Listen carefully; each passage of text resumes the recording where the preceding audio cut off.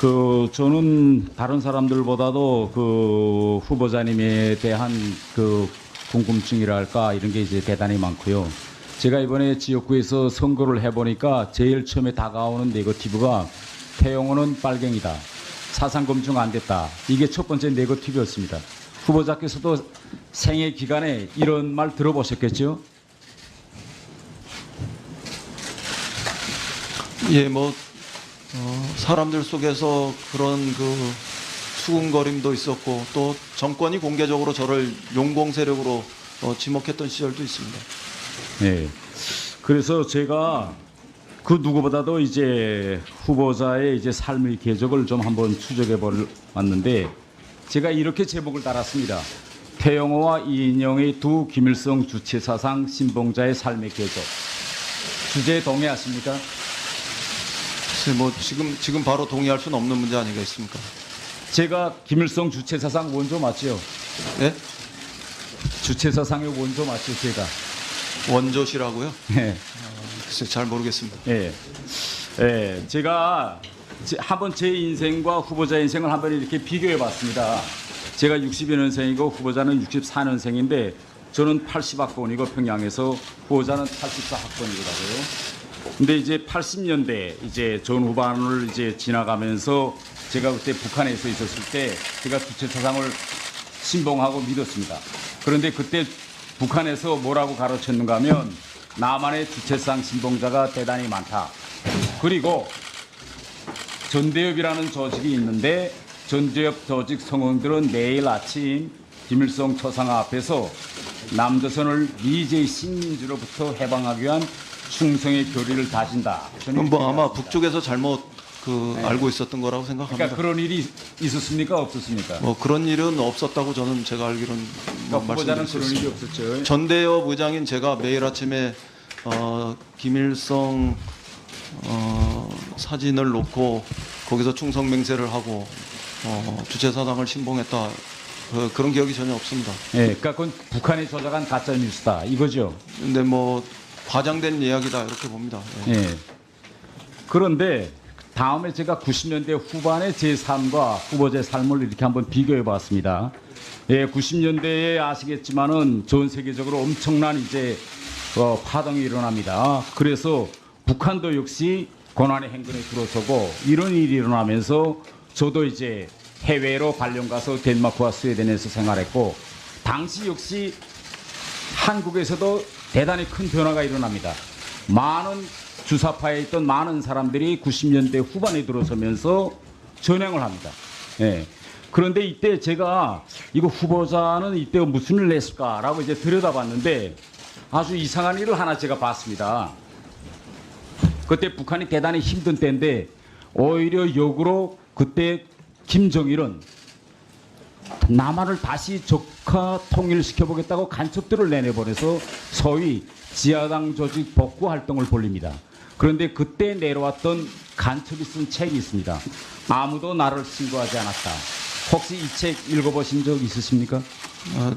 들어봤습니다. 그리고 최근에 그런 책이 있다 그래서 저와 관련된 부분들이 질문이 있을 거라고 생각해서 발췌도 해서 보았습니다. 아, 그래. 그러면 요 320페이지에 왜 간첩이 내려왔냐라는 내용이 있고 339페이지에 어느 씨와의 접촉하고 그 내용이 상세히 되어 있는데 이건 후보자에 대한 내용이 맞죠? 339페이지인지는 잘 모르겠습니다만 저와 관련된 네 줄 네. 그 내용은 제가 지금 가지고 있습니다. 네. 그 내용도 마저 읽어봐 주시죠. 아, 괜찮습니다. 제가 다 읽어봤기 때문에. 예. 그러면 저도 두 가지만 좀 말씀드려도 될까요? 아니, 저는 그때 그 책을 읽어보면서 후보자님께서 다행히 잘 처신하셨더라고요. 아니 예. 뭐라고 잘 처신했는지를 이걸 지켜보는 국민들한테 좀 분명히 말씀해 아니, 제가 주셔야 되지 말씀드리죠. 않겠습니까? 예, 기관원이다라고 하면서 간첩으로 인정하지 않고 그와 이제 대화를 거부했더라고. 그런데 문제는 신고는 안 하셨죠? 신고는 제가 했다면 그를 간첩으로 인지하고 하는 거 아니겠습니까? 그거는 지금 말씀하시는 거는 모순된 행위에 해당하지 않습니까? 제가 간첩으로 인지했으면 신고해야 마땅하고 간첩으로 인지하지 않았기 때문에 신고하지 않은 것이 일관된 행위 아니겠습니까?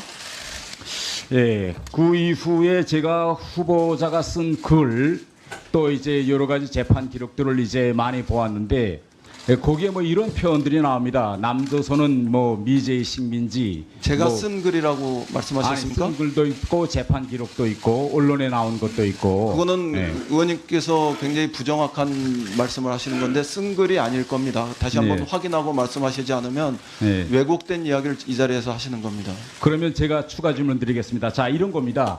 제가 대한민국에 와서 많은 사람들이 저보고 사상 전향했느냐 뭐 계속 물어봅니다. 그런데 저는 아직 제가 이번에 이거 준비하면서 후보자의 삶의 궤적을 많이 들여다봤는데 언제 어디서 또 어떻게 사상 정량을 했는가 이걸 제가 찾지를 못했어요. 그래서 저 같은 사람은 이렇게 했습니다. 대한민국에 와서 저는 대한민국 만세 저는 이렇게 불렀어요. 그래서 누구 보고 저를 보고 사상 전향 안 했다 그러면 아 무슨 소리 하십니까? 이렇게 제가 대한민국에 와서 첫 기자 인터뷰입니다.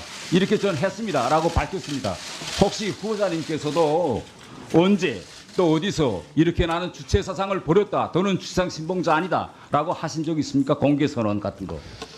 그 이른바 전향이라는 것은 네. 태 의원님처럼 북에서 남으로 오신 분에게 전형적으로 해당하는 얘기 아니겠습니까? 네. 제가 남에서 북으로 갔거나 북에서 남으로 온 사람이 아니지 않습니까? 네. 그런 저에게 사상 전형을 여부를 묻는 거는 아무리 그 의원님이 저한테 청문위원으로서 물어보신다 해도 그는 온당하지 않은 그런 질의 내용이라고 생각합니다. 또 하나는 네. 북에서는 이른바 사상 전향 이런 것들이 그렇게 명시적으로 강요되는지 모르지만 남쪽은 이른바 사상과 양심의 자유 이런 것들이 법적으로는 되지 않아도 또 사회 정치적으로 우리 민주주의 발전 수준에서 그렇게 강요하는 것이 아니지 않습니까? 그런 측면에서 놓고 보면 의원님께서 저에게 사상 전향 여부를 다시 물어보시는 것은 아직 남쪽의 민주주의에 대한 이해도가 떨어지는 것이다. 저는 이렇게 말씀드릴 수밖에 없습니다. 네, 이제 질의를 마치고 추가 질의 때 하십시오. 아니 왜냐면 이게 아까 추가 질의 때 하시고 우선 30초 줄까요? 30초 하세요. 30초고 나서 의사진행 바라요. 아직도 주체상 신봉자십니까? 아니십니까? 국민들 앞에 솔직히 나는 이제 주체상 버렸다. 이게 뭐 그렇게 힘든 말입니까? 그 당시에도 주체사상 신봉자는 아니었고 지금도 네. 아니다. 뭐 이 점은 분명히 말씀드립니다. 그러나 그럼에도 불구하고 이런 이야기가 태 의원님께서 저에게 사상 전향을 끊임없이 강요하거나 추궁하는 행위로 그렇게 오인되신 착각되지는 않으시길 바랍니다. 아니, 이제 방금 말씀하셨습니다. 존경하는 김영호 의원께서 이 이제 자리는 30초 사상을 됐으니까. 검증하는 자리다라고 김영호 의원님이 말씀하셨습니다. 저는 그렇죠. 그래서 사상 검증과 이거 민주당 의원들도 이 자리를 사상 검증의 자리로 인정하느냐는 이렇게 생각하고 물어본 겁니다. 근데 그 말이 그렇게 힘드십니까? 사상 검증과 사상 전향을 제가 강요하시는 제가 거는 아니, 굉장히 검증하는 다른 겁니다. 이야기라고 주체 생각합니다. 사상을 믿느냐 안 믿느냐. 우리나라에서 제가 알기로는 사상 전향을 강요하는 것은 북과 그리고 남쪽의 독재 정권 시절이었다. 저는 이렇게 생각합니다.